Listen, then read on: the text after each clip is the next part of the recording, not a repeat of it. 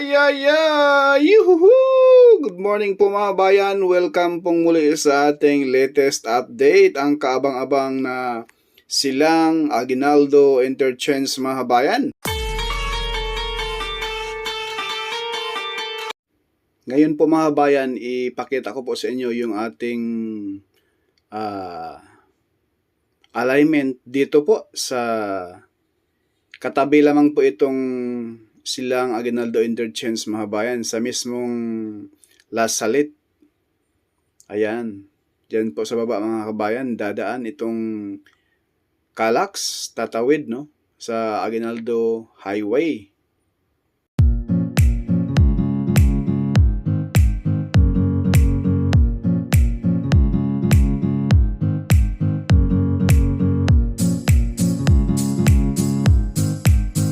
Dito po tayo mag-update ngayon mga kabayan, itong Silang Aguinaldo Interchange to Silang East Interchange, no? Ayan mga kabayan, sa number 4 na next interchange nito mga kabayan, yun na po yung mismong Governor's Drive. Ito na po mga kabayan, no? Yung mismong tapos na malataga ng concrete cement. Karugtong na po dito sa mismong Aguinaldo Highway. Bilis ng gawa mga kabayan. Ang tatapusin ngayong hapon. Ngayon po, tanghaling tapat, no? Sabado, October 13. Ayan. Sa araw ng Sabado mga kabayan, napakainit. Sa bandang kanan po ay tapos na po nalatagan ng concrete cement. Ayan na po yung Aguinaldo Highway. At yung tatapusin nila paglatag ng concrete cement, yung bandang kaliwa. Siguro ngayong araw Sabado, tapos na po ito. Dugtong na po ito lahat dito sa mismong Aguinaldo Highway. Kaliwat kanan, no? Yan na lamang po, kapiranggot na lamang po mga kabayan. Halos isang dipa na lamang po. Matapos na po pagsimento. Kompleto na po ang paglatag ng simento dito po sa mismong gilid ng Aguinaldo Highway, itong Calax, Silang Aguinaldo Interchange. Ayan na po yung ating drone shot mga bayan. Dito na po tayo sa taas para makita ninyo. Yung gawing kanan, tapos na po malatagan ng concrete cement, bandang kaliwa. Ngayong hapon, lalatagan na po ng concrete cement, no? Yung pakaliwa mga bayan, palusong yung mga sasakyan, iyan po ay papuntang Maynila, Dasmariñas. Yung paakyat right side po ay paakyat po ng Tagaytay, Batangas na po yan mga kabayan. Yan, samahan niyo po ako. Please like, share, and subscribe po sa ating YouTube channel, Porkay Studio. Shout out po sa Calax FB page. Supportan din po natin mga bayan. Ayan po mga bayan, no? Puting-puti. Pinapatuyo na po yung concrete cement sa gawing kanan.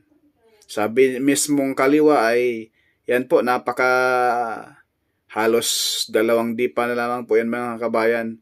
Kasi lampas ng yung tinabuna ng parang trapal mga kabayan, tapos na po yan malataga ng concrete cement.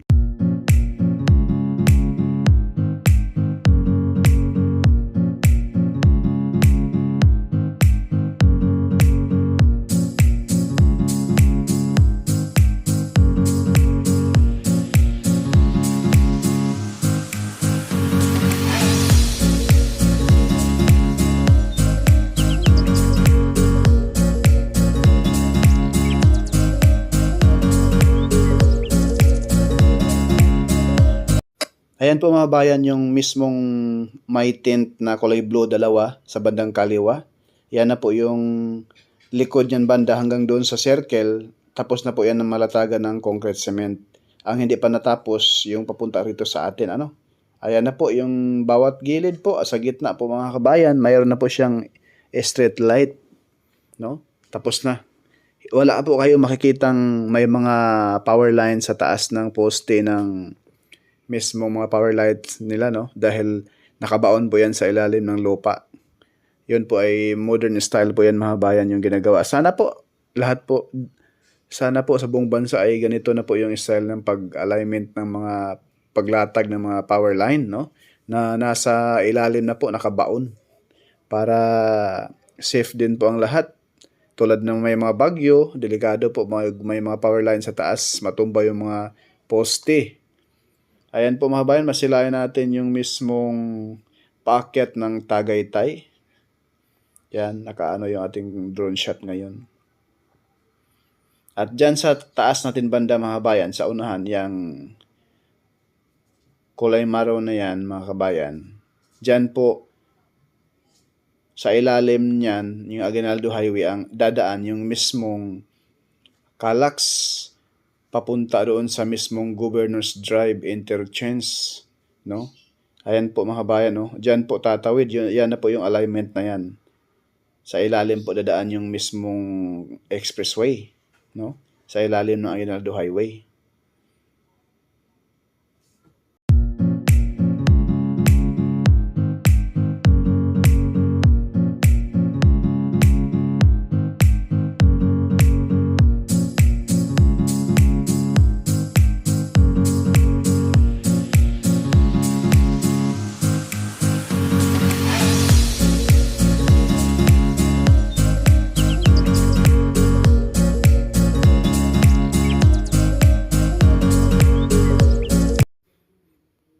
Itong nilagyan natin ng araw mga bayan, yun na po yung approaching doon sa mismong Governor's Drive.